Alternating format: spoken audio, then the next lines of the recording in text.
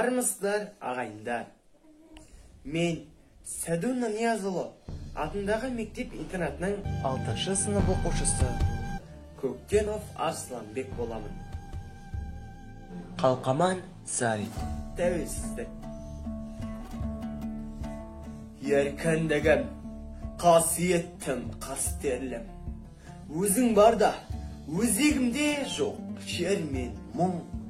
Кеше сенің келбетіңді арман ғып, боданна, боғауландық басқа елдің. Бабалардың басын тігіп бәйгеге, аналардың жанарына жас бердің. Уай еркіндік, хош келдің. Өзегімді өртке ораған қоғамда, өз үйіме, өзім өгей олам ба? Ал шаң басып жүре алмаса, ал талаш, азаттығым қадірінде жоғында. Саған жету қиын болса қаншалық, сақтап тұру қиынырақ одан да. Аллам берген азаттықтың әр сәті, аманат қой маған, саған оғанда. Саясатқа сермей алмай сен серді, езгі күнге тері қалдым еңсемді.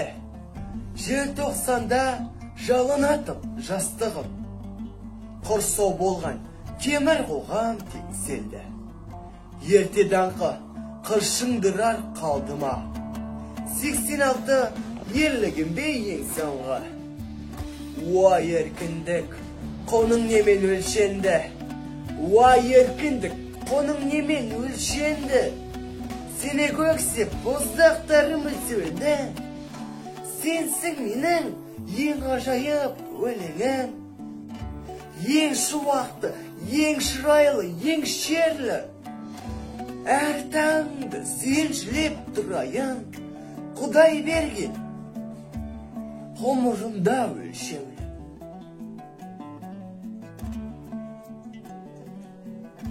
Назарларыңызға рахмет.